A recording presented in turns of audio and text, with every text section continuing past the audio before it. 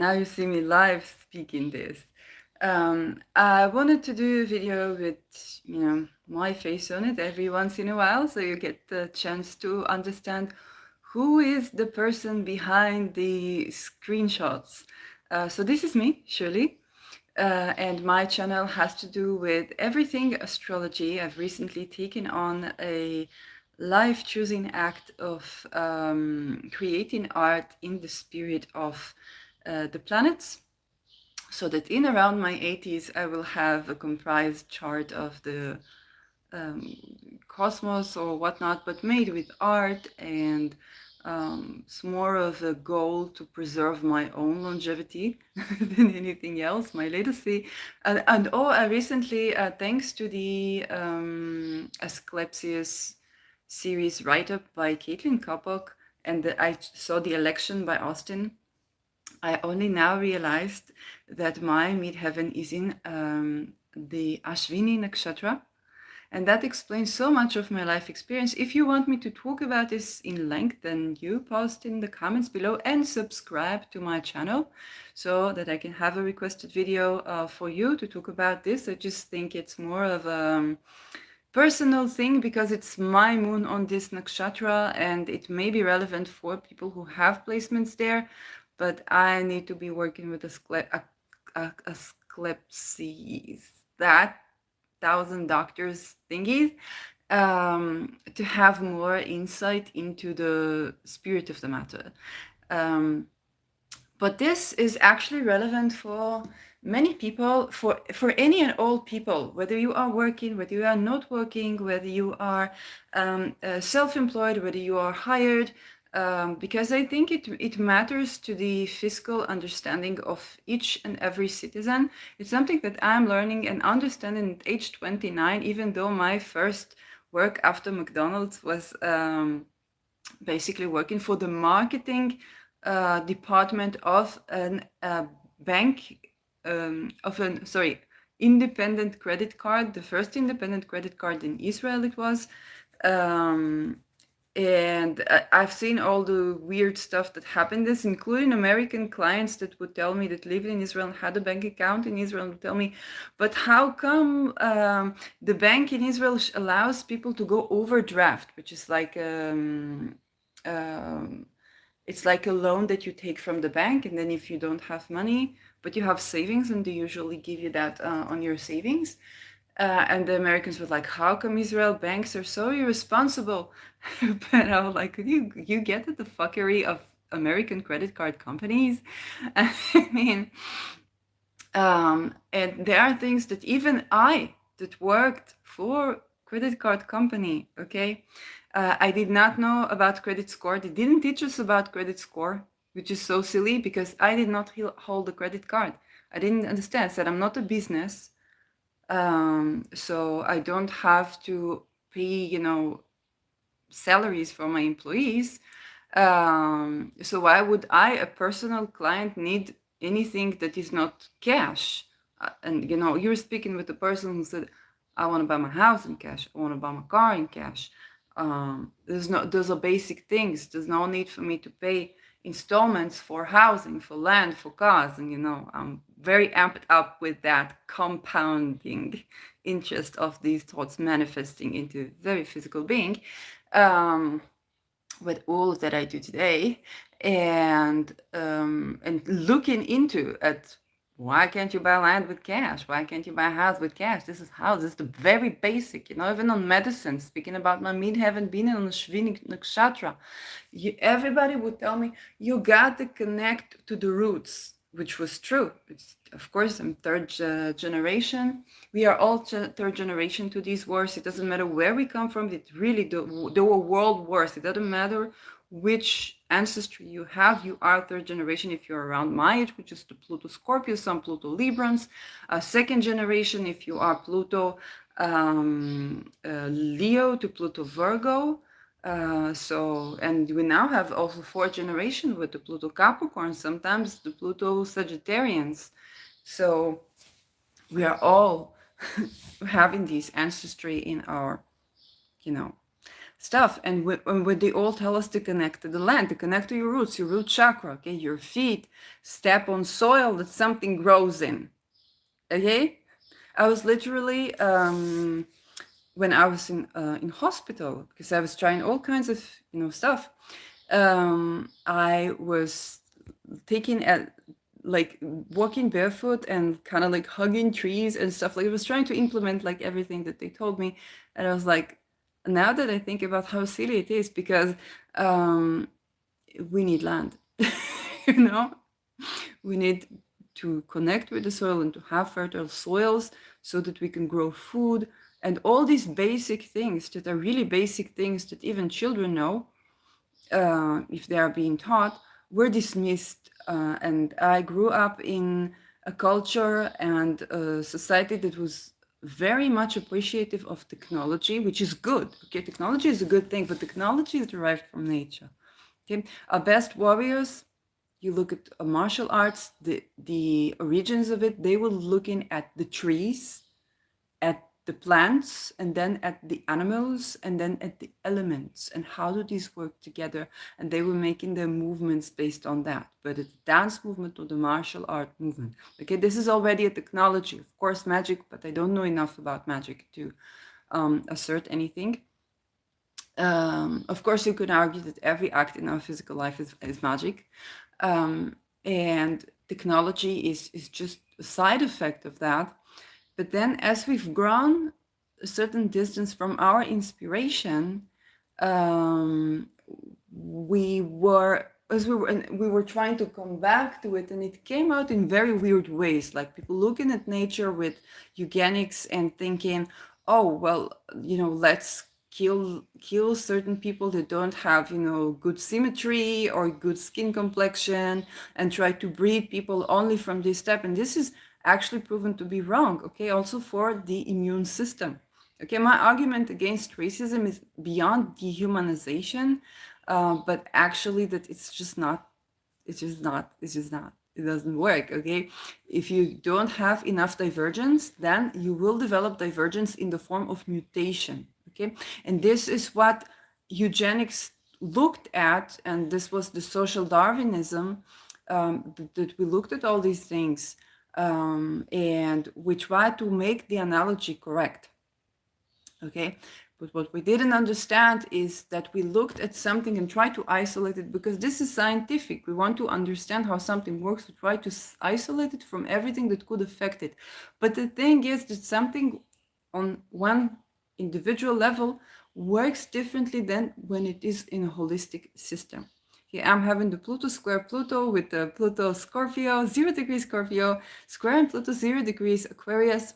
So the first insight are all to do with the man and the machine, and people are afraid of AI, but it's like there's nothing you fear other than humanity, because AI is just humanity in a slightly different form.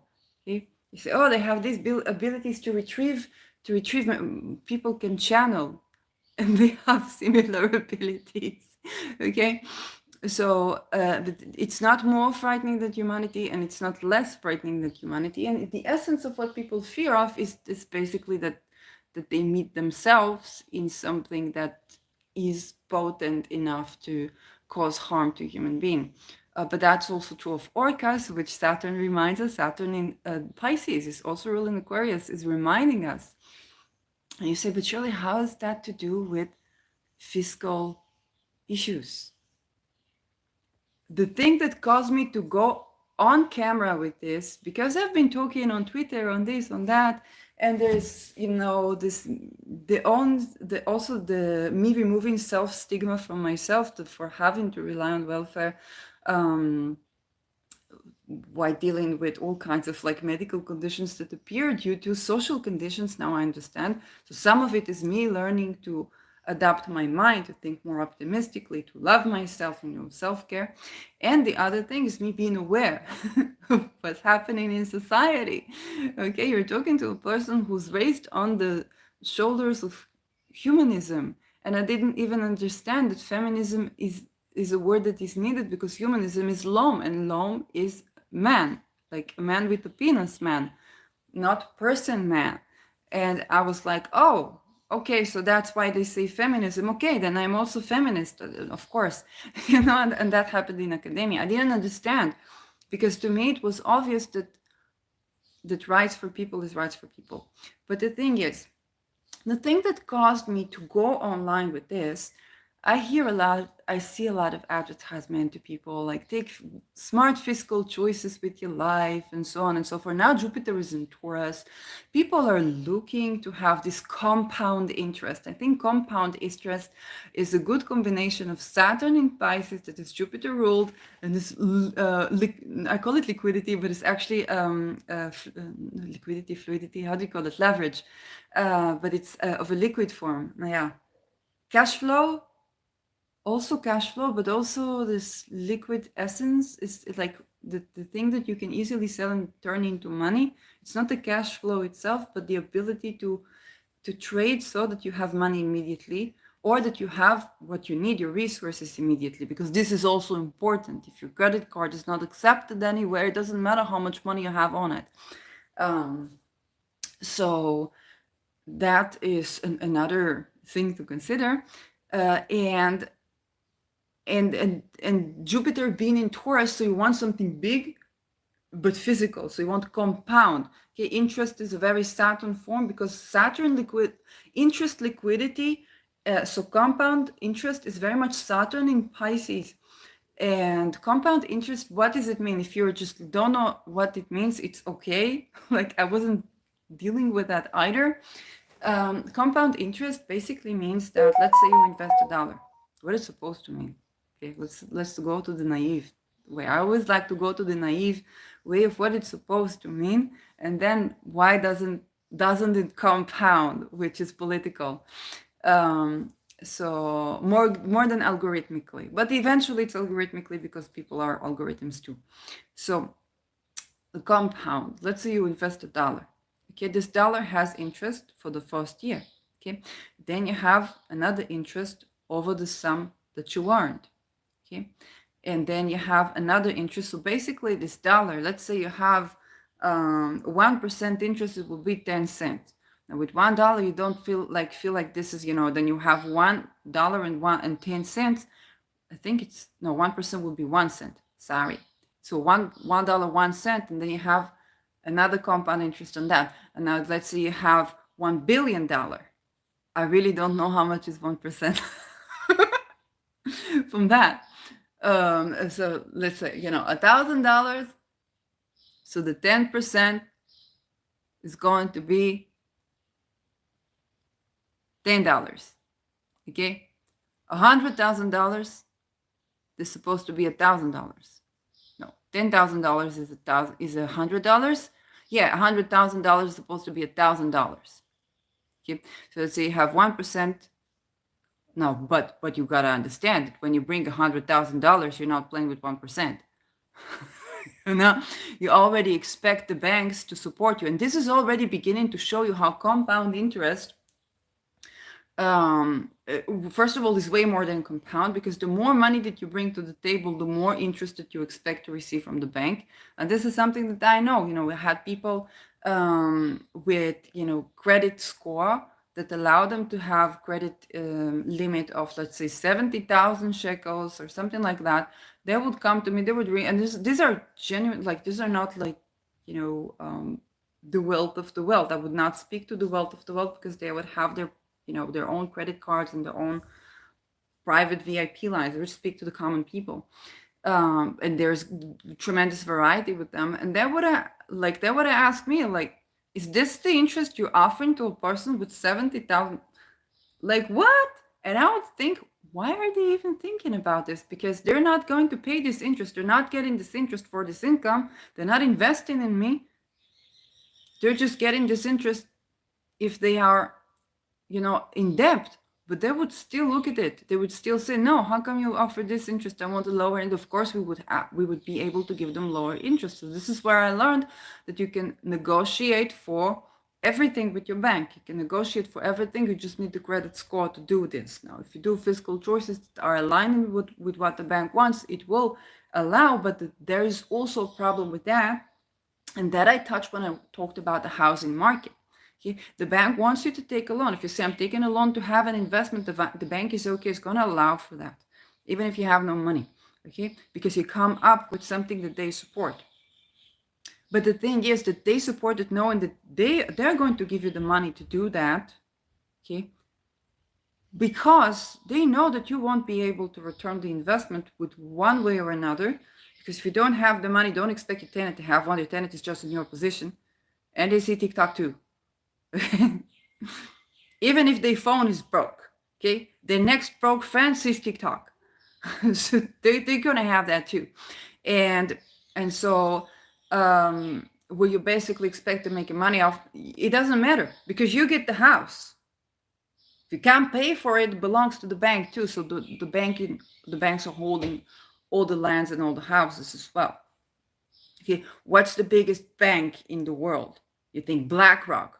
Well, maybe because it's investment, this is bank related or fiscal related, but maybe. But when you think about, the central bank that have most of the land in the world and prints money is the British Kingdom. Thank you, Mercury, sitting pretty with my pounds. Okay, I got Mercury talisman sitting pretty. I fed him 50 pounds so that he have some food for thought, and I woke up like this. So, and if you want to ring about which, then I get no direct dividends by that, but for sure I'm not compensated. And this is the Sphere and Sundry door key subset. However, if you have already tried anything Sphere and Sundry, I kind of got a good feeling about setting the investment for the Tema Mundi. I know it takes time to deliver, but what you need to understand with talismans too, whichever talisman you're choosing, if you get the calling to do something, you're gonna know when you get the calling, okay? Then, first of all, when you place the payment, you're gonna feel like, yeah, I think they're doing something with housing, not just real estate. I think they're doing something with housing. I know Caitlin managed donations to house women and their children, or women in the Luna thingy. And usually I don't trust housing stuff, but I don't know what they're doing. I don't know what they're doing, but my prediction is to doing something with housing. And that's why I was a part of it. It's not why, but it's a part of why I was called to, I wanted to donate to some project that I also really like. There's a woman on YouTube that she's homeless and she's building a house in a free camping site. She's doing homesteading and she has some intentions for this place. So I might put a link in the comments below. But so I wanted to donate her, but I didn't have the Tema Mundi pre-order, and so I was called to wait with this donation and donate. See, I said donate to the Tema Mundi.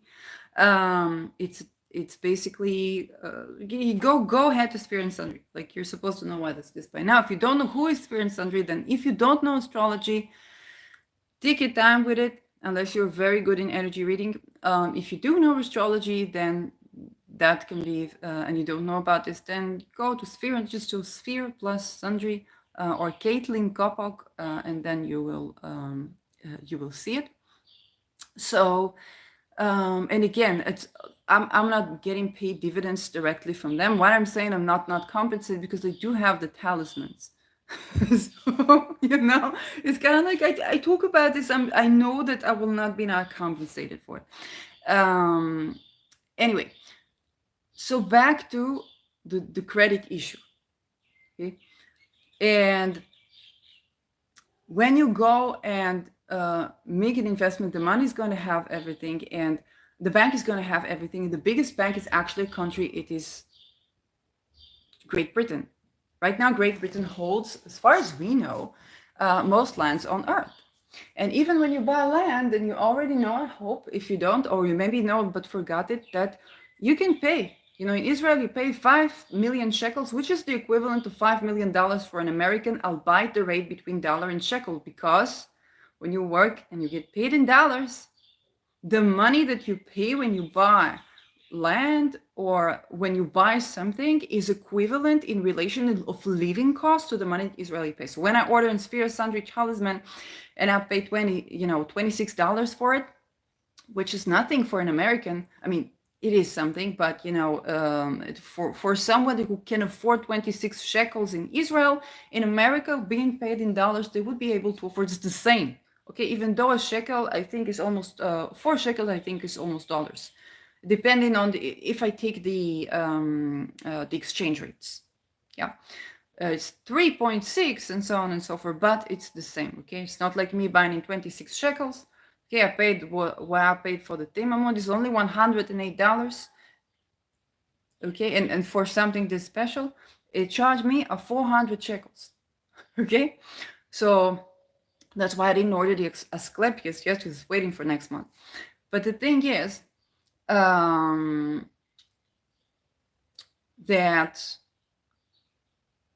when you make these deals with your bank, you get nothing because they got the lands, they can evacuate you at any time. Okay? And that includes lands in the United States. Don't be fooled. Okay, the real conquerors are still British in terms of the land and the rights over the land. Okay? So this is something that you need to know, because you think, oh, real estate, it always is. Why is it always raising rates? A house is a liability in terms of materia, just as a car. Okay, when you buy a house, you need to tend to the plumbing. You need to tend to the if you have any damage from earthquakes, if you have any damage from winds, if you have any natural disaster issues. Okay, especially if you're in the United States, they build with wood, but they know that their houses are not going to survive. So you gotta build your house again. Yes, this is something very American. You hear even people who wrote songs, wrote poems about this losing everything and starting anew, sometimes more than once. Okay, this is something very American, and in the very housing, because they have tornadoes, because they have natural disasters, because they have floods, fires. So those things are very real. Okay, even if we don't have like direct war, then you still have natural disasters. And so a house is a liability when you think about this, right? You invest into it. Of course, it gives you a lot of wealth, of joy, because you grow in a house, you grow in land. You do something grows on the land, and then you got food to eat, but you got childhood memories.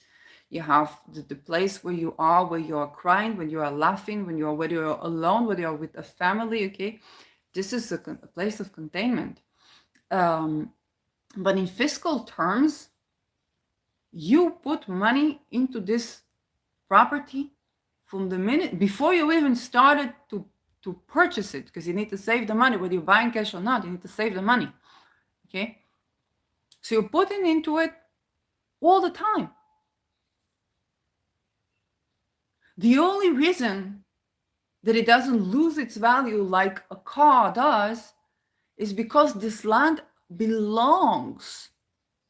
is owned by certain political entities and that are fiscal. Okay, a political entity is a fiscal entity. Central Bank of America is a fiscal entity. Okay, the Central Bank of Great Britain is a fiscal entity. And in as much as it's a political, we need that, because politics in essence is allocation of resources. It's basically the study of the evolving powers in allocation of resources. So we want women to have land. We want LGBTQ to have land. We want the Pope to have land. And you have to build a church somewhere.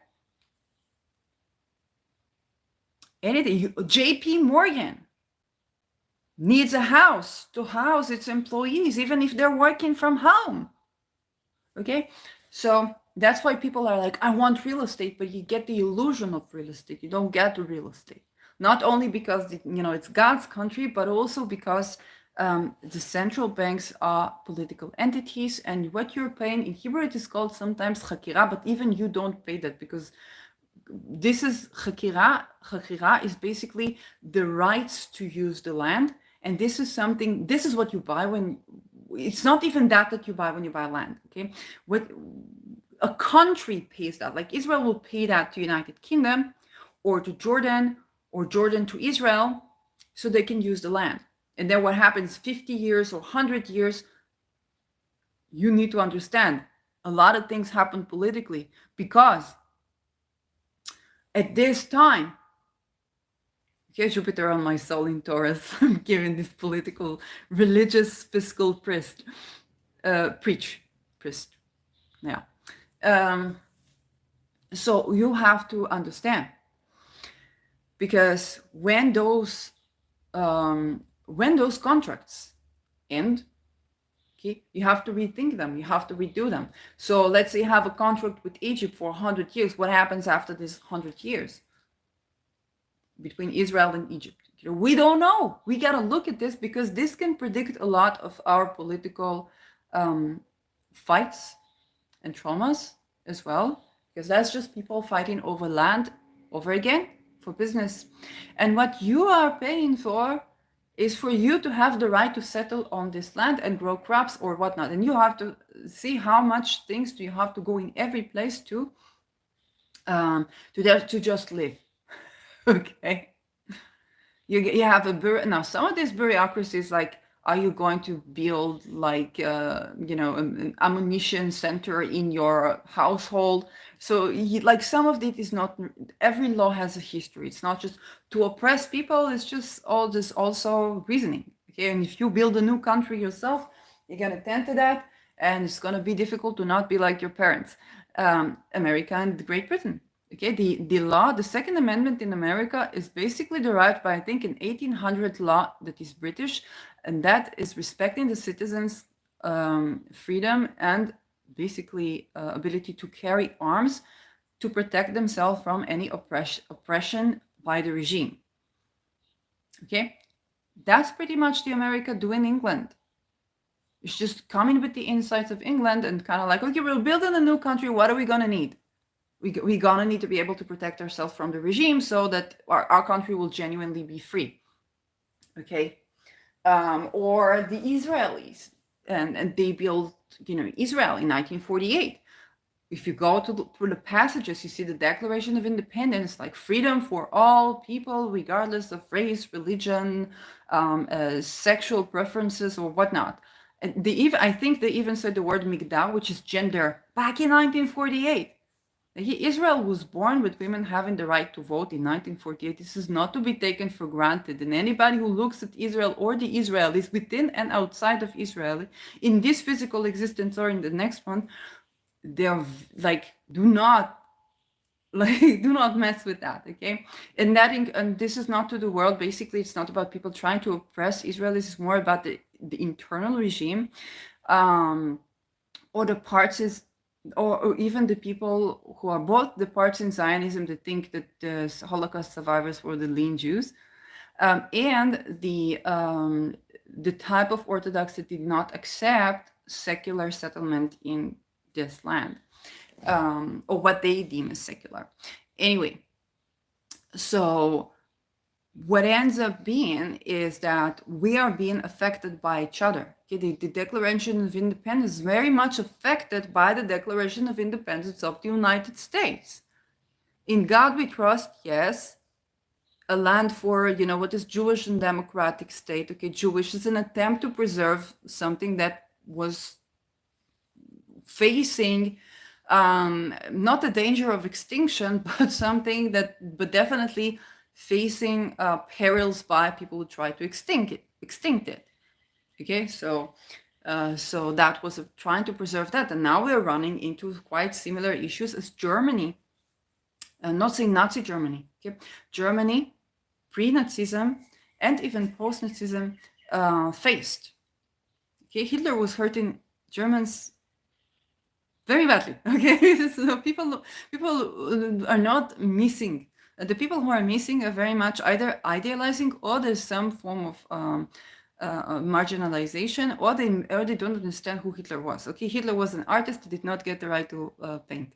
Okay, That was, and what Hitler painted, he painted nature. He was much more of a monk than people think, and then he became the face of society, and that's what basically gave him his power at the era. It was the people, and the turning to sparing the life of marginalized people in action.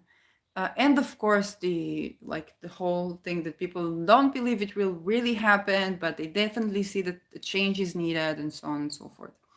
So this is all the things that we can associate with land, with banks, and with political entities.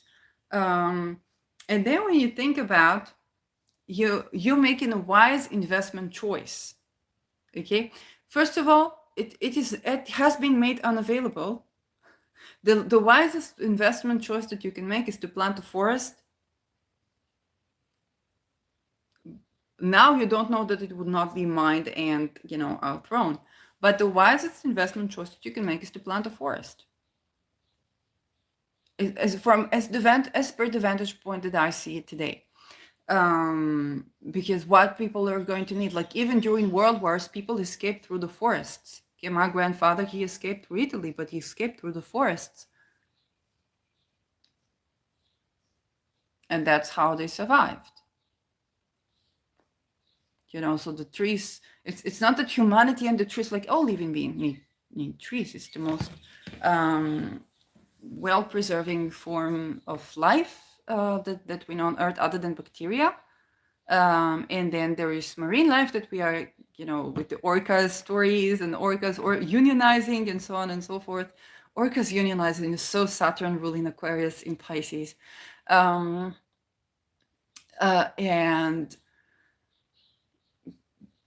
all these things, right? We're dealing with right now. But essentially, when you work, is two things happen. You have to pay taxes. Your taxes are being invested. Okay, there's the choice that you can make upon your 401k, even if you take options where you can choose where to put your money. Okay, let's say you put your money, I don't know, give me a name of a stock, I don't know. What's been doing good? Like, I'm not even looking at this because those things are, but let's say let's say you want a Warren Buffett stock. Okay, if you don't have, I don't remember how much, but it's not something that's so available for the fellow, the common person. And it should be, even though Warren Buffett is one of the people that actually did tend to people being waived from taxation in the lower brackets. Like, it's not that he didn't look. You must understand, a person that makes a lot of money and a person that makes hardly any money are the same person. Okay, and while you could say power corrupts people, first of all, power is intricate, and it's still, it is still the same person that is being corrupted or uncorrupted. Okay, a person who is looking at what to do good to the world, if they have a lot of money, they see one thing, and then a person who doesn't have a lot of money, they see another thing. Okay.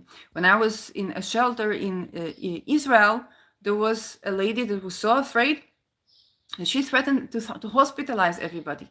Okay, and that was, quite creepy. But then when I was in a shelter in the Netherlands, okay, there were people coming to the shelter that were trying to recruit us to all kinds of stuff. Okay, I don't know what stuff, because I did not speak with those people. Okay, so there's there are various things that I've seen, but even in the same level of economic that is being homeless, there's so many divergences. Because I did not have a car, some people have a car, but then some people have cars, they don't sleep at shelters, and I have a woman who unfortunately got raped, even though she had a dog, and she had to save herself. She basically put feces on her face. This is so being a third generation, she basically put feces on her face so that she would disgust the offender, and then she tried to go to the shelter with her dog, which they hardly accepted her into. So so that was a huge problem. Okay, so she said, oh, this got well, this ain't got well. I had the Dutch passport, yeah, but there are many things. Even when you do have the citizenship, there are many things to go into it. So I was very privileged among people who were refugees or whatnot, or said no to violence, basically escape violence, at that point in time. Okay. That being said, even when you are very privileged, that definitely means that I would still, be put eventually on the plane on the day that I was supposed to meet with the municipality and to show my passport that already arrived by mail. So many people were helping me. Eventually, if you've seen the videos about the freeze and my story with encountering human trafficking in the Netherlands, and being surviving from not going into the house and actually surviving not going there, then that is not something that I would see if I think what to do good to society. If I would be Warren Buffett, okay, I would not have this information. I would not know how to do this. Okay?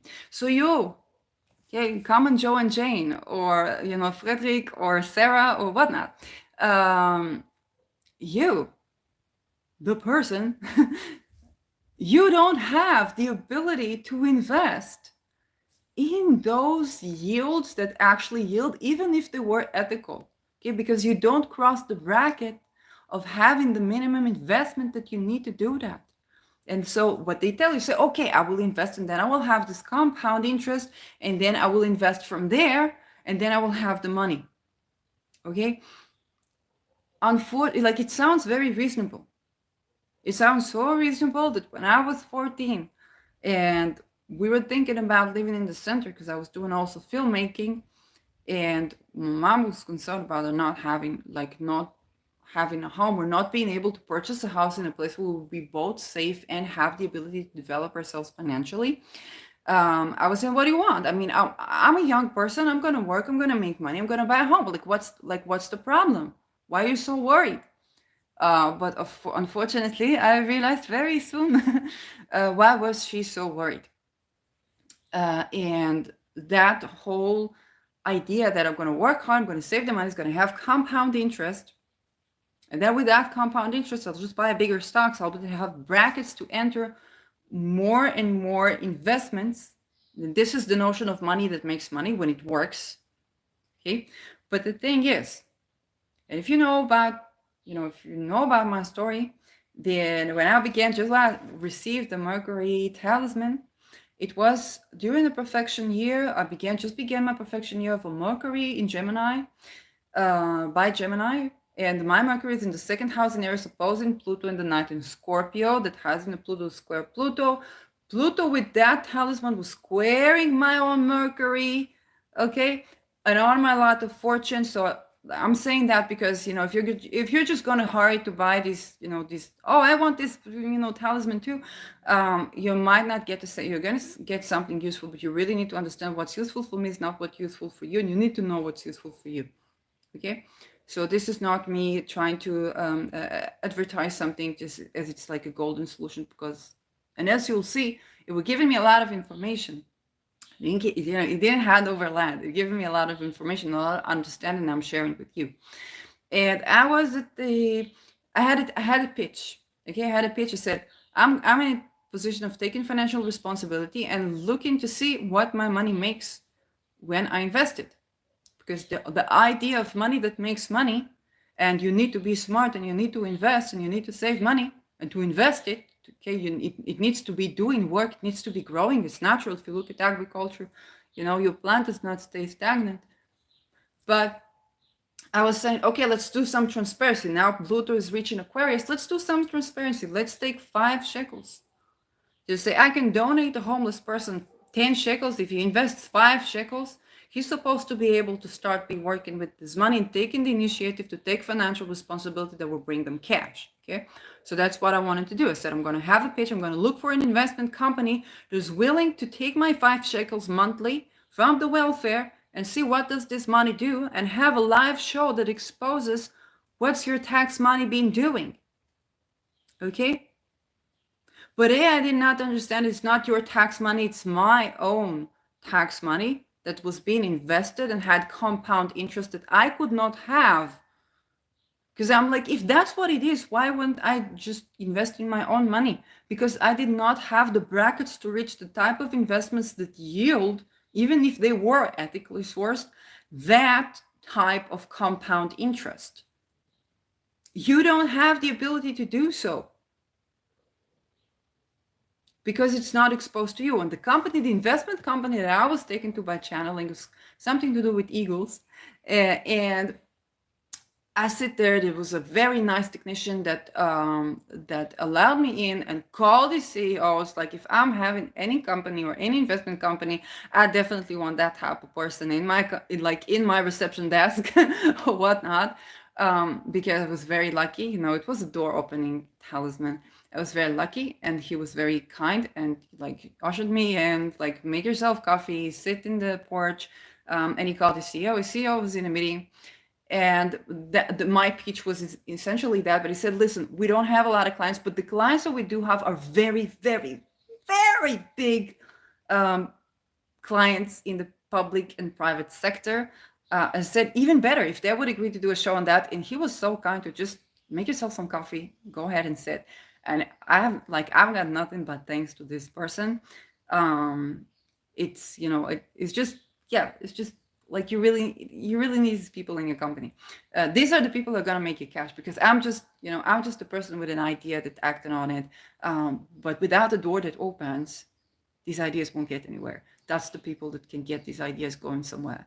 So if you are having any company, if you're a boss of a company, if you're a CEO, make sure these are the people that sit at your desk that give you this information. Because that is how I got to speak with the CEO of that company. It was a very short conversation.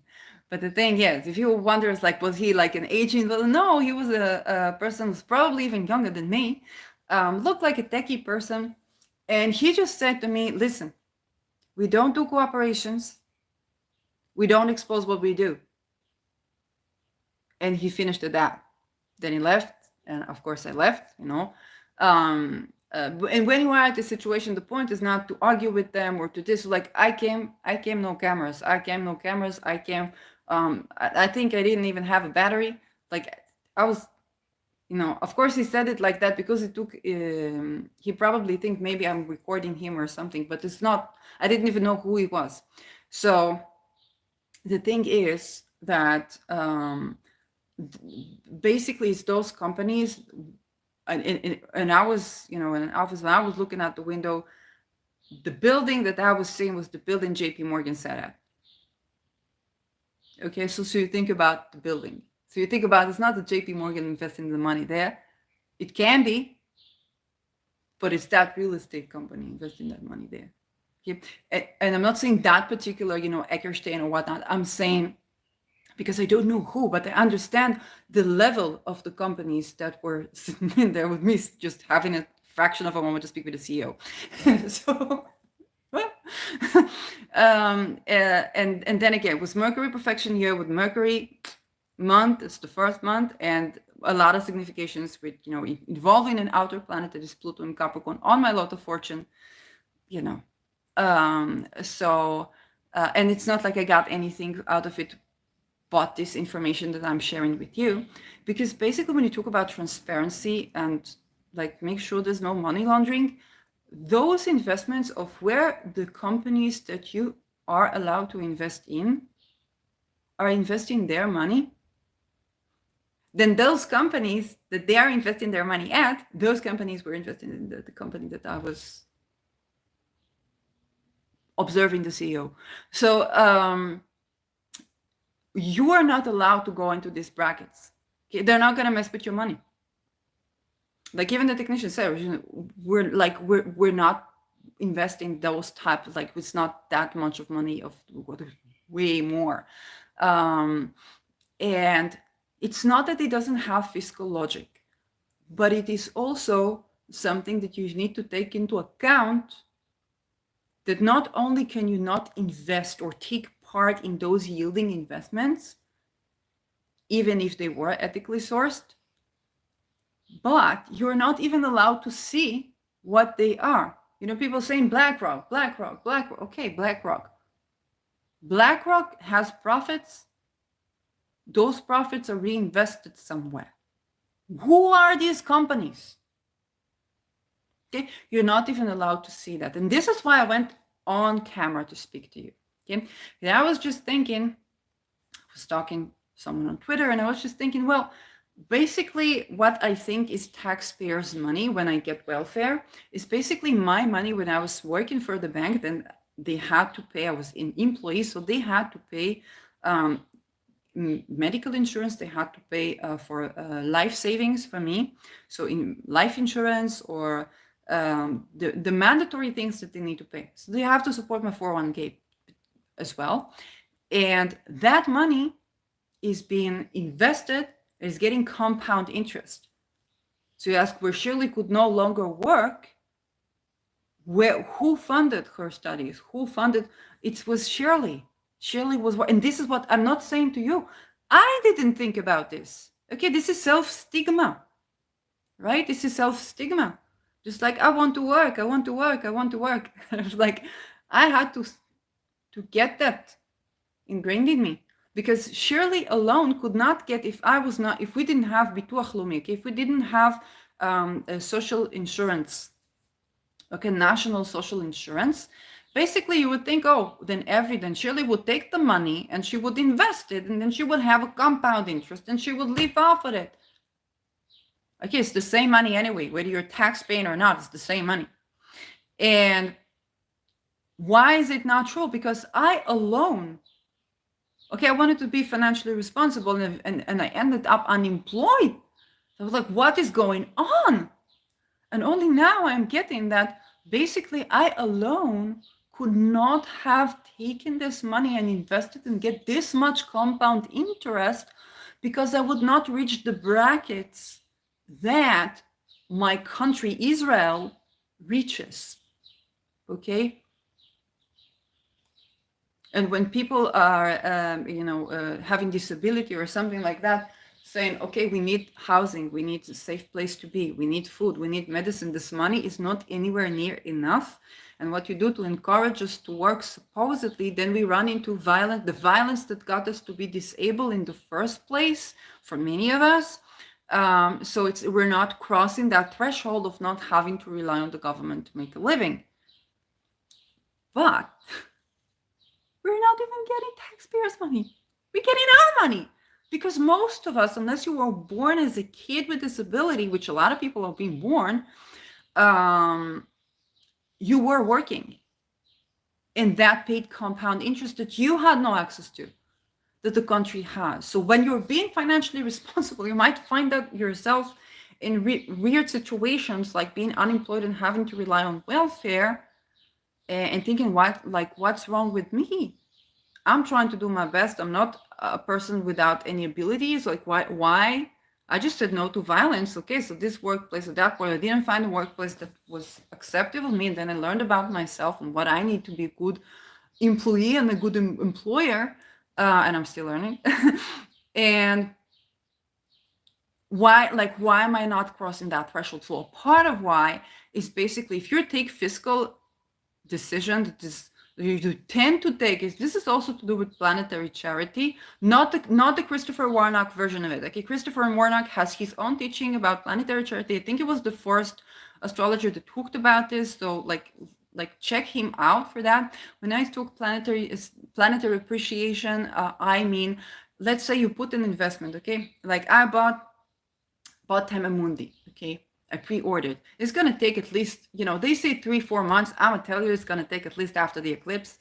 But the thing is, I know that it's a lot of money, okay? That put me very stressed, like how am I going to get food for this month and so, with the rising prices of food. But I said, I'm doing this even before I get the actual talisman. When I set this money, when I set this intention, things are going to stop moving. Even more so. So I'm gonna, an investment is a donation, and a donation is an investment. You do this to make an impact, to make a change in your life and the life of others. And that's the same thing. If you say to the world, okay, I'm gonna look for a job because I want to be financially responsible and make a contribution. Okay? I'm going to get fired from this job because this job is not ethically sourcing their wealth, and I want to learn how to ethically source my wealth. Okay? You're signaling to the universe that you're taking financial responsibility. The universe is going to do what it has to do for as far as your path allows, and I'm taking that sentence from Mark Bayerski's healing method, as far as your path allows. Like, I'm not God, I don't know what you came here to do. So, and sometimes even the gods don't, right?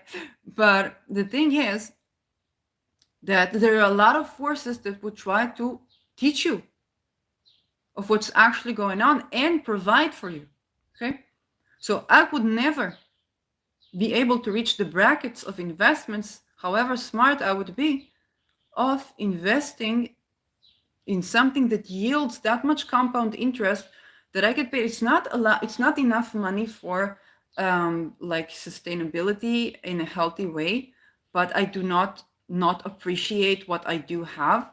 Okay, it's like I'm not idealizing that. I'm not saying, oh, I got like it. No, I'm very, very grateful for what I do have in my bracket with my bracket of income.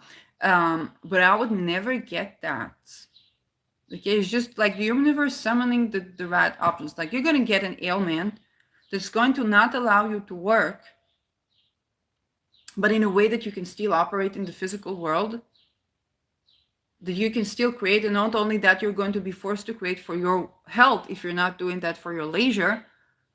And that's the only way you're going to ever be able to make money, if you ask enough money for what you like. That's pretty much the contract that I feel that I have with this labor thingy. And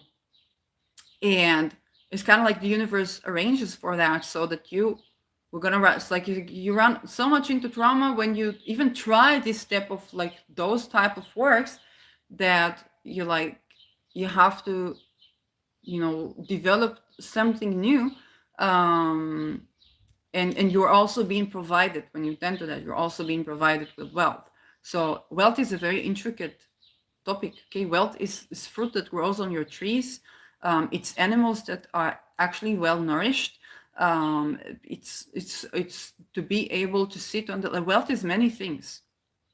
Okay, and so in many ways, I'm way more wealthy than Elon Musk. And then I'm seeing that. I'm not seeing that as, oh, he got less. No, I'm seeing that as, oh my gosh, this is worrisome. Okay, because he doesn't have the peace of mind to see that the places where what he wants to do good for humanity is actually drawing in on him as well. Okay, there's always a good reason a person is behaving the way they're behaving and thinking the way they're thinking, even if they're doing horrible acts. So when I'm starting thinking about reducing the stigma for me, okay, but the missing link was, it's not just about me. Not only is it about loosening up the stigma that you have around people who receive aid from the government, because they're most likely, they have worked several jobs and they would never be able to invest, even if they had okay, I had impeccable credit score. It was not high because I never took loans, but it was impeccable credit score until 2008. And even now, okay, if I can do credit score clearing, which I don't do right now because there are other things I need to look at, like what would I do with that, okay? And I had impeccable credit score because I'm saying, if I ain't got the money, I'm not going to do that. And I was privileged enough to not have to perform crimes in order to have that very minimal survival, other than when I was homeless, of course, stealing food. So it doesn't mean that I wouldn't have to steal if I wanted to do something that's actually nourishing, but then stealing in itself is draining. Okay, so it's really annoying. If you have to steal, if it's not something you did as a prank, then you know what I'm talking about. So you're so angry that you need to steal that you can anyway. So when I looked into this, and I thought, okay, it's both about loosening up the stigma of people both the self-stigma and the stigma from people who receive welfare. More likely than not, They were just receiving the compound interest of their investment that they could not do as a private sector, but it's their money that's being invested. So they're receiving their money. They're not receiving your taxes. That's one thing to do. But beyond that, what's even more important to tell you is that even you, when you invest and you're like, I want to take financial fiscal responsibility, if you're seeing this video, this is why. Okay, because you probably want to take fiscal responsibility and to invest smartly. Even in this time, and you learn about the sector and they teach you, well, the market doesn't care about our weather, our moods. Why should we care about the market's moods? And all these things that are not true, but they're true within a given context, and you're not provided for all the ingredients to bake a cake here. Okay, so what you're getting at is a very gritty, floury cookie that you need so much water to absorb that now you're draining on the water, and now you're slowly being seen as a parasite. Okay, because you're not provided for the things to fully absorb nutrition. If you're an American, this is even very real. It's like either you buy, you're rich enough to buy Whole Foods, which probably is what you think is Whole Foods, not anywhere near, or you somehow manage to be a homesteader, and then you have to deal with what homesteaders are dealing with, which is literally challenges to the water. Government, like it's not just natural resources, but the government depriving them of their own resources. Israel does that to settlers, but you're also not allowed to collect money from the roof in Israel. Money from the roof, water from the roof. So it's very strange, huh? But they make all these advertisements, and it's not just the regulation, because the water system basically put the water that you have, like wastewater, like the one you have in the pipes of we call it biyuv. It's basically those where the rats are. They put it to water parks, even when the parks the children play at. And I spoke with the father of a child that worked in that. Like, it was a child that I was teaching English, and the father was like, this is very crazy. He couldn't do something about this, but it was like, this is very crazy. Then by merit of a simple profession of being an English teacher, I met people who, and insisted on being paid well, then I met people who have the money to pay me, and those people were building our country. So I got to know it from the people that are in the bracket. They can see it, but they're not still able to do anything about this. Okay, what I'm able to do is to tell you what I see. It's kind of like a mediator. It's mercurial in a way, although it's Jupiter day here. So the teaching is fiscal, and Saturn is in Jupiter's sun. We talk about compound interest.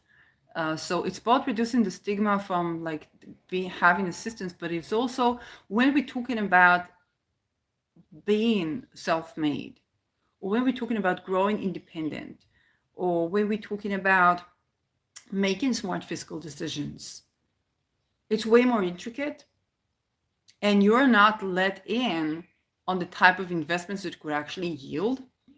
And there's also the fiscal logic that, even when you build a business, you build a business, you have to have a certain number of products. Okay, let's say you want a physical or even consultations.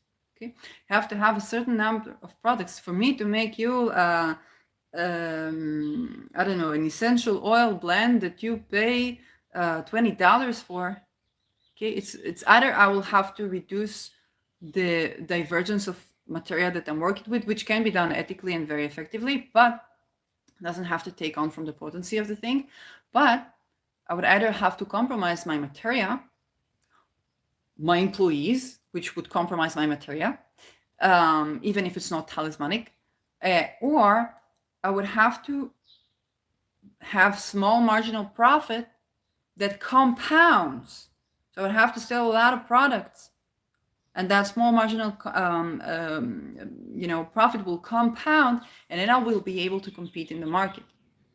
Okay, this is logic of the markets. Okay, it's the market that's playing here, which we need to take into account. It's both the pleasure of having a Starbucks in Amsterdam, and or in India, I don't know. I haven't been to India. Um, or and the joy of having the stroopwafel in Amsterdam. Okay, you want both the stroopwafel and you want both the patat by people who it's like the chips. Okay, what they call it patat, and you got it. They're very serious about this. So you want the patat by people who produce it themselves and to cut the potatoes themselves, and preferably even grow the potatoes, in Netherlands, which can't be anymore because it's no longer allowed to grow food in the Netherlands for marketing by the government. Doesn't matter what food, also agriculture. So, and this is entire Europe, but just think, you know, and you want that local food by the specialty of people who are locals. You want to support the local market, but you also want to have you also want to have a Starbucks in Amsterdam, which you can't buy if you don't have a credit card. Okay, I tried to buy cash. I said I really want, but if you're in Netherlands, you want the Netherlands chocolate, but you can't get on Albert Heijn. It's not like the Albert Heijn. It's very good, but it's not the Dutch chocolate. Okay, you want to have the Dutch chocolate. If you want to have a coffee or you want to have your Starbucks cup, and I'm not getting dividends from Starbucks, and which are also a bank. So, and they're investing your money, but you're not getting interest on it. So, and thanks Rich BFF for this insight. So you want to have both worlds, and we naturally are inclined to do so. Okay, you want to know what McDonald's is selling in Russia, because we have McDonald's in Russia. You want to know what they're selling, like how does a McDonald's meal look in Russia? Okay, it's interesting, but you also want to taste the Russian food. Okay? We're naturally inclined to do so. We're naturally pretty much okay. So we basically need to reduce stigma. That's one thing. Understand that our taxes get compound. Understand that a country that can print money has no national debt.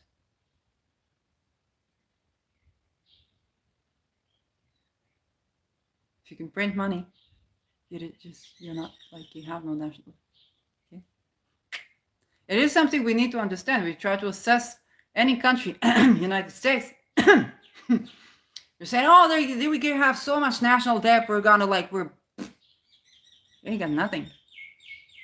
You ain't got nothing.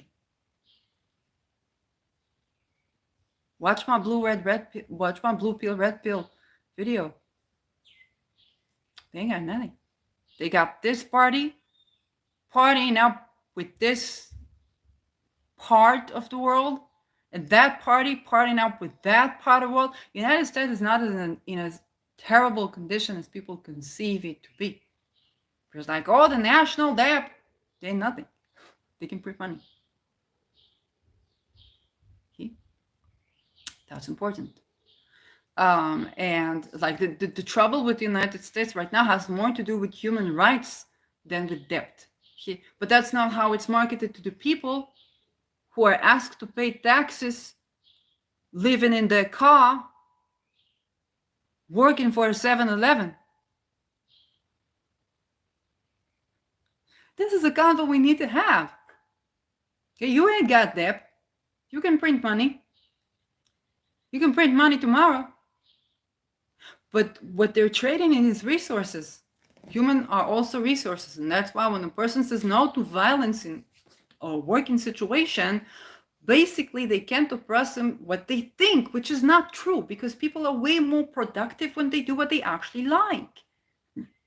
You give enough freedom, any relationship, you need a place, we need a place for something to grow within us, to allow place for something to grow within us, and to allow place for something to grow beside us.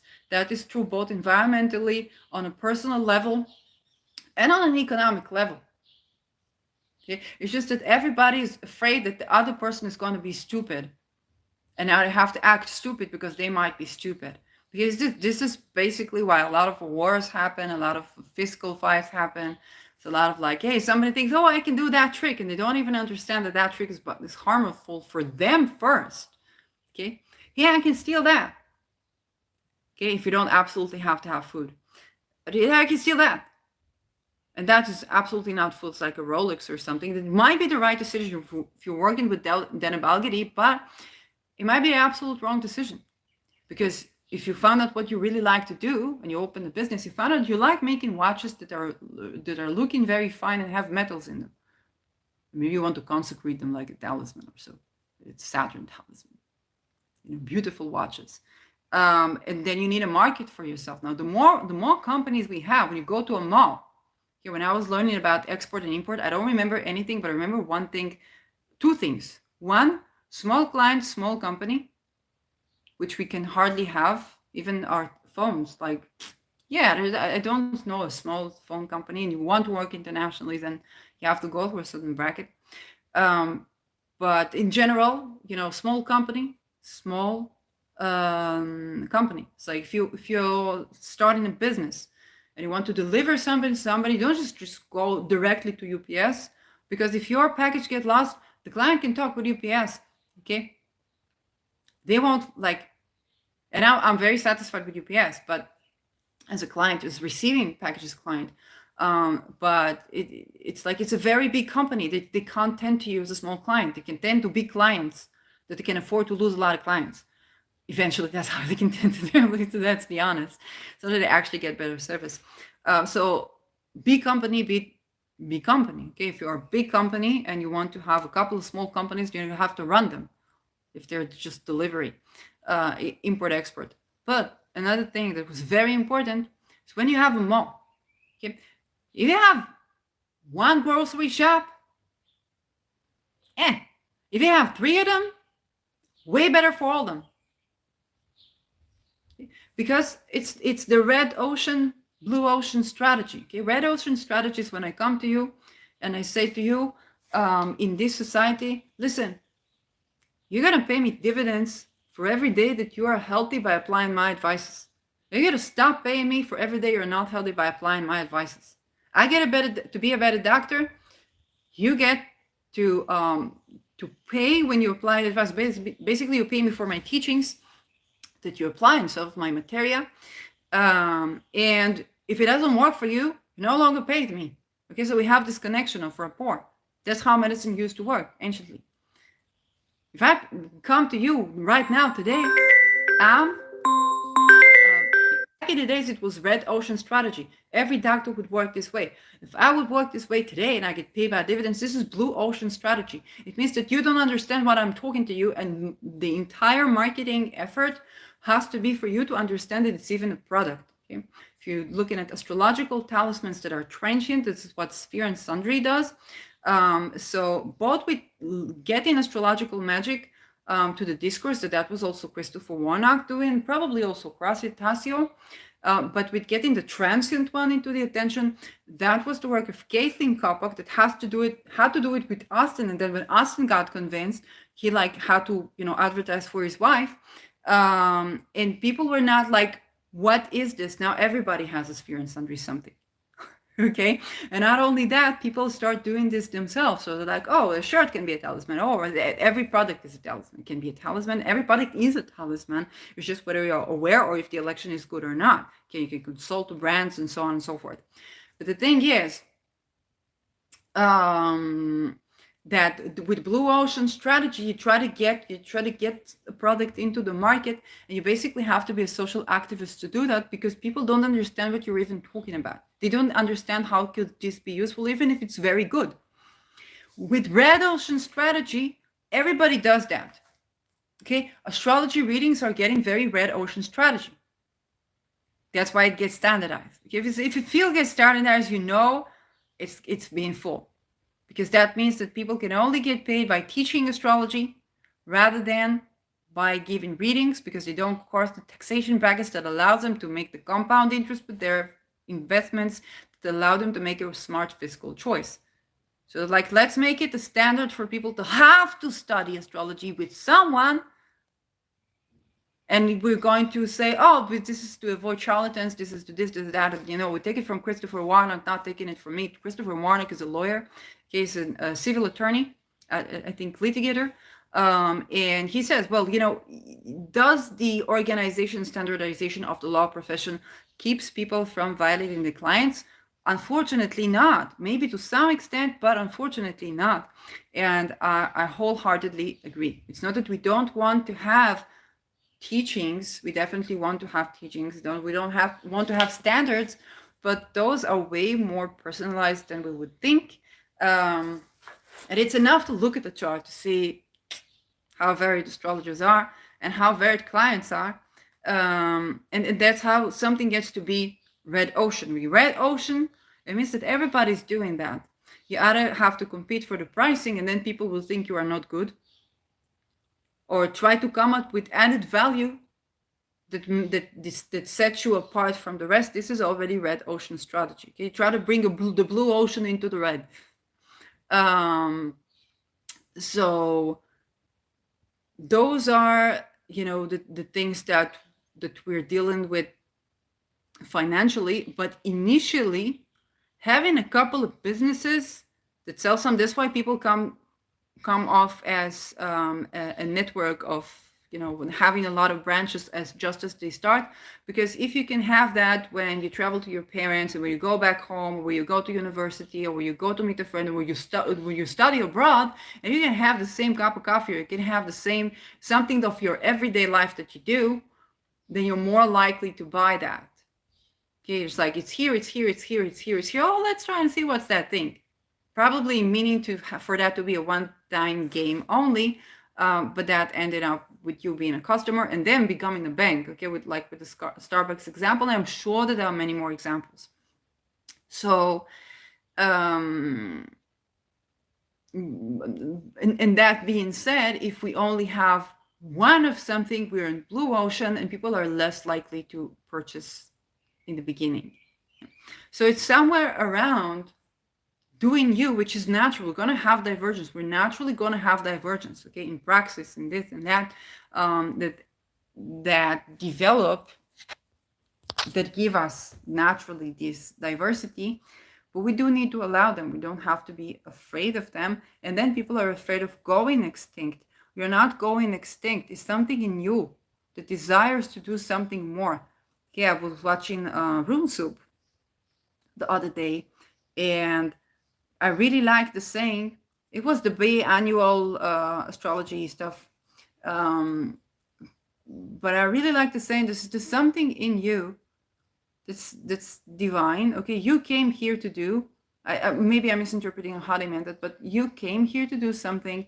What you came here to do, what you desire to do, what you actually desire to do, after you they talked about the fire ceremony where you burn off your desire, I can relate to that from going to the essence of what you desire to manifest.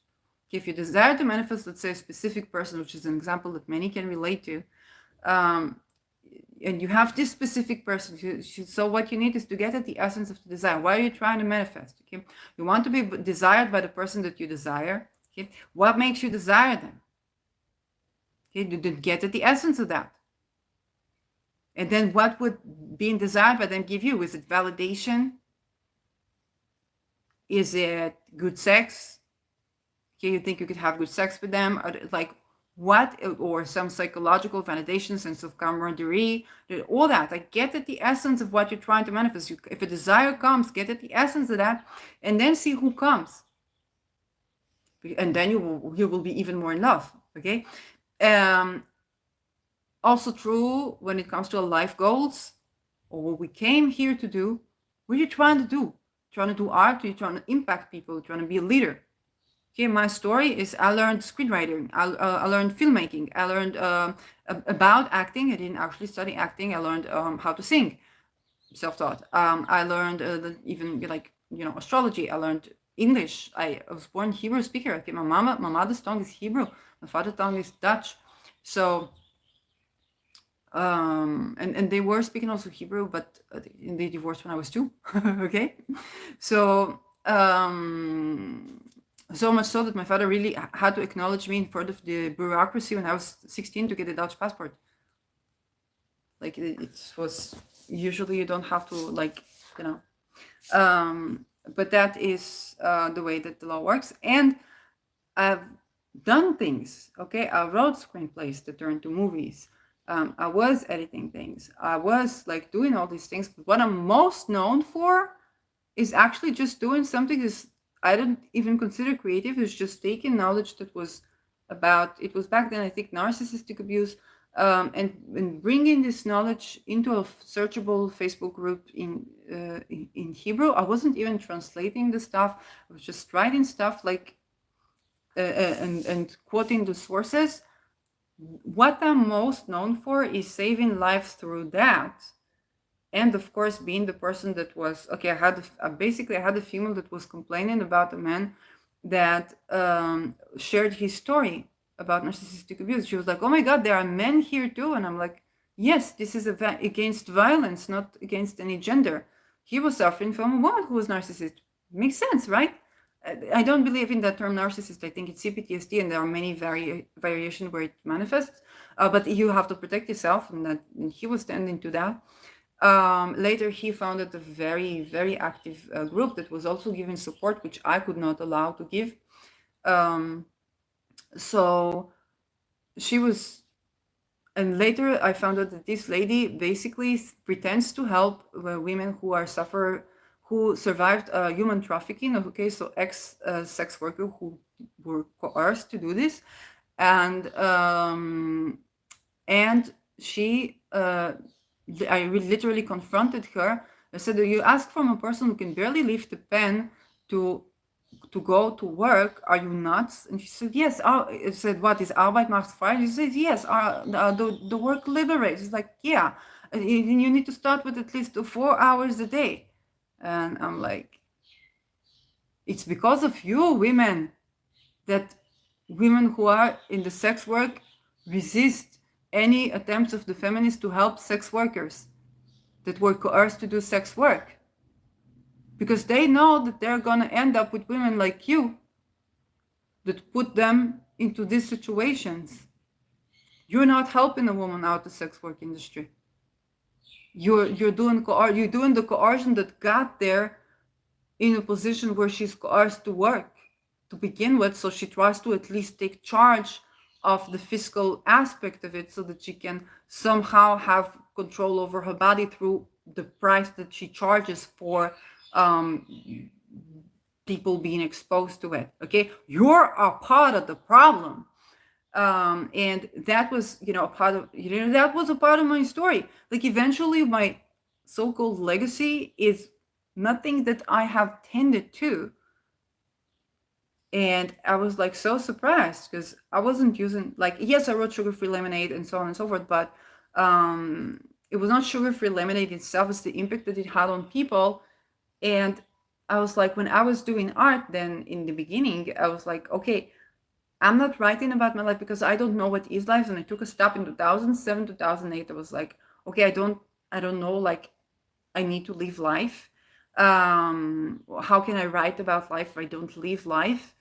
And, a decade and a half later, this happens. So it kind of like, when you talk about the essence of desire, what was the essence of my desire, unconscious desire with art? It was probably to impact people, and I didn't know that. And I ended up impacting people with other things, like with not even doing art. And then when I was looking at myself as CPTSD, growing from CPTSD, and I was like, okay, what would me without CPTSD look like? Well, I'd paint, I'll sing, I'll this, I'll that. And then we're like, what would the content of that be looking like? It's basically the birthing of desire that has to do also with what I've been through. Okay, romanticizing nature or stuff like that, all those things are just like, and when you get at the essence of the desire, you find out that you manifest it.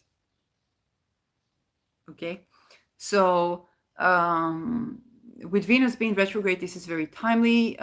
Go to RuneSoup if you want for the original, like what was he saying, because I don't know, like, what, like, there are differences in the way that I would see it and the way that they would see it, and we all relate to it differently. And yeah, I mean, eventually, when we talk about making smart fiscal decisions, it's also talking about it's both talking about not being invested in the very companies that create our problems, which we all are, even me. Okay, that compound interest was arriving from someplace. So, and we also need to understand that it's at the same time, the individual itself cannot make for a compound interest that the welfare, like, reaching to a point that before 28 they are needing to be supported by the government, and that making compound interest is basically their income going back to them. It's not anybody else's taxes. And understanding that there's no such thing as a national debt for a nation that can print money. It doesn't matter what the WHO says. Okay? And I said it right. It was not confusion. Being a holistic health practitioner.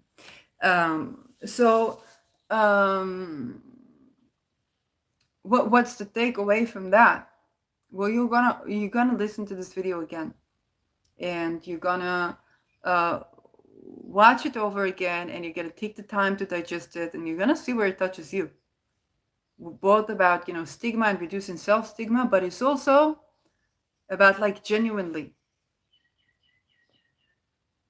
how do we create systems and structures that allow for both autonomy and creativity and a sense of connection? How do we allow something to grow within us, something beautiful to grow within us, and something beautiful to grow beside us?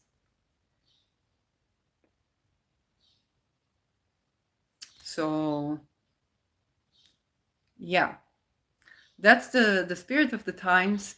So this episode, basically, we started, I don't remember where was the ascendant. The ascendant was in Leo, that's for sure. Okay, probably on the Venus-Lilith conjunction. So we have a Venus-Lilith conjunction in the 19 degrees of Leo. If you are for the astrology, then this is the astrology part, big time. And what do we have in Taurus?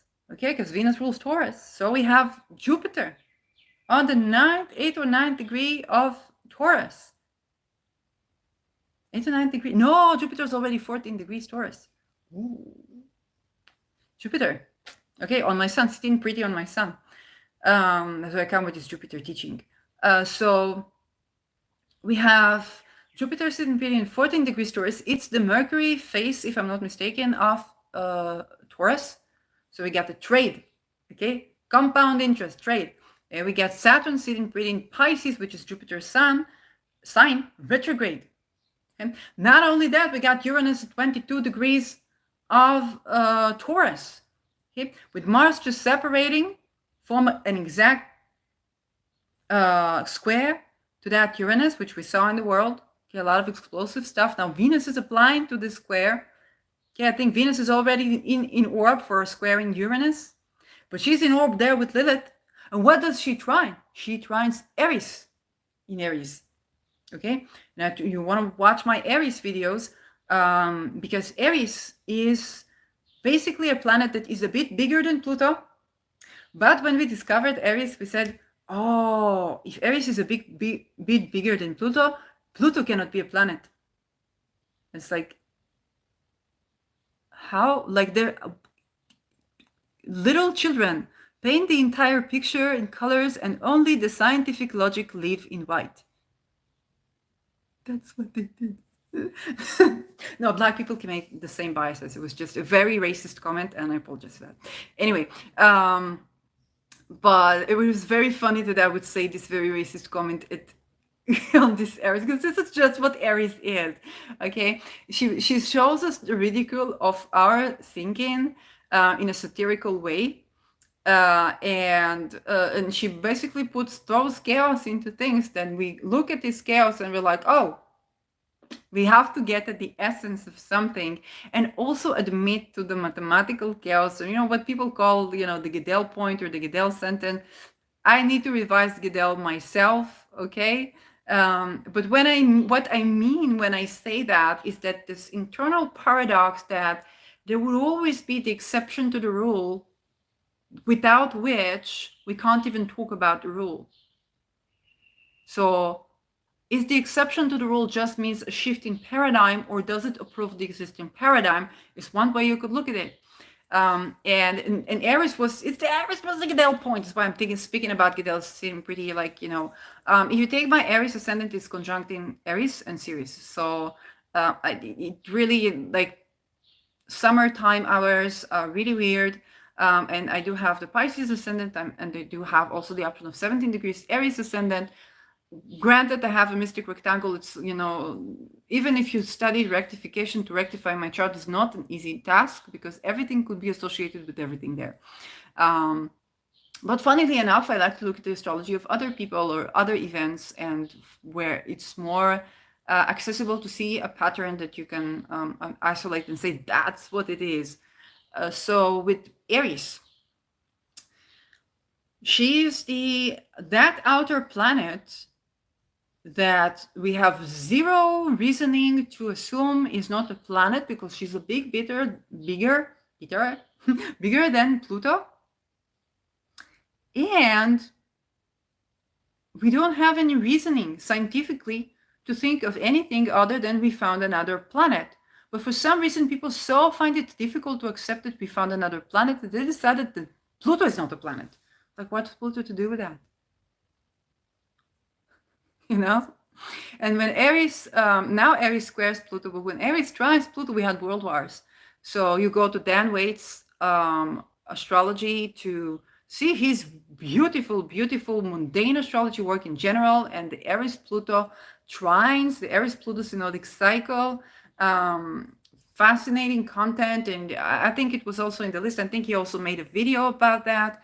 It's fascinating, like really fascinating stuff. I was like waiting for Pluto and Aries to try and see what happens, and I was like, it already had happened, darling.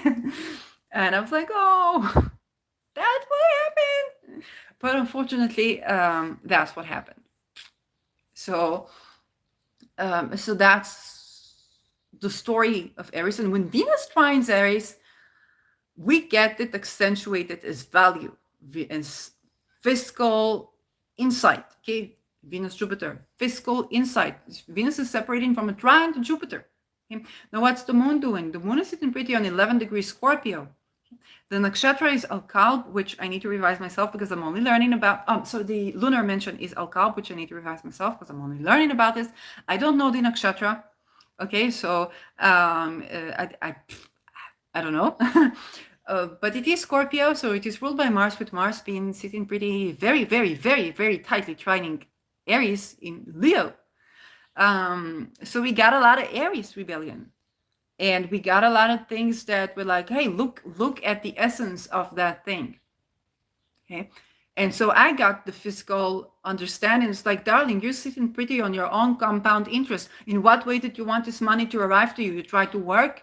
Really? How many more Me Too cases did you need to understand that it's not working for you? Like, but I need to make money somehow.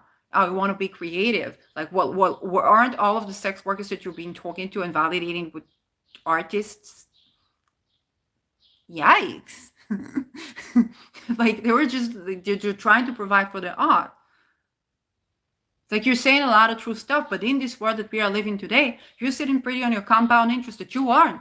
It's nobody's tax money, it's yours. That you have no access to do without that very system that you're trying to change, and rightfully so, because that system basically invested its money, and the best option that you were given in the system is to, be discredited for your ideas and your creative ideas and get that money to compound interest that you call welfare. That came with all the stigma associated with that. But darling, that's the best thing we had for you now. Like, you want it to be healthy. you want it to be working. You want it to be making good fiscal choices. That's the best combination we could come up with in your world. And I'm like, okay, you know, okay. so that was the way I received that, and and I'm sharing this with you because eventually there are certain things that need to happen. And how do we create, this society? How first of all, how are we already in the conditions that actually serve us best in this context? And how do we allow for life to grow within and be nurtured, and beside us and be nurtured? So yeah, it's basically something that's already happening a lot of the time. We just need to pursue on that path. And identify that path, or sometimes just do it, because sometimes you don't even identify that this is what you're doing, like my story, what I just told. So I wish you a very happy Jupiter day. That on a mundane level can be many things, but on a personal level, perhaps watching this video and seeing how does that apply to you. Where is Taurus for you? Where is Pisces for you? Where is Aries with Aries for you? Where's Leo? Where's Scorpio? Though, and where are the rulers? Those will tell you. By the way, there was also an astrology quarrel. Somebody posted a meme, I don't know even who started this, about a house being empty, and then everybody slammed down. It was like, this is not good analysis. The house is not empty. You have the ruler of the house, what they're doing. And I'm like, this is such a big drama of astrology, because Uranus also rules astrology. And there were mainly women that I was reading. So it's like quite interesting, quite interesting. So this is already going for an hour and a half. I'm trying to think if there's more fiscal astrology that I can give here. I think I already have. Yeah. So, bye-bye. And you can, of course, subscribe to my channel. If you want to see more of what I'm doing, if you want to receive notification, if you have a requested video for me to do, and you can write in the comments below, what would you like me to do? And you're gonna need to subscribe and click the bell to understand what I did do. I currently do not run any official subscribers, like the list or something like that, like in the MailChimp stuff. And I don't know like what to say to you. Will I be making this in the future? Maybe. You can email me your email if you want. I think my email is pretty out there. So is my chart, and that's an option that I might use in the future. It's just by emailing me that you're giving like your consent to receive stuff from me in the future, which you will be always able to subscribe, of course. Yeah, but that's it. Bye-bye.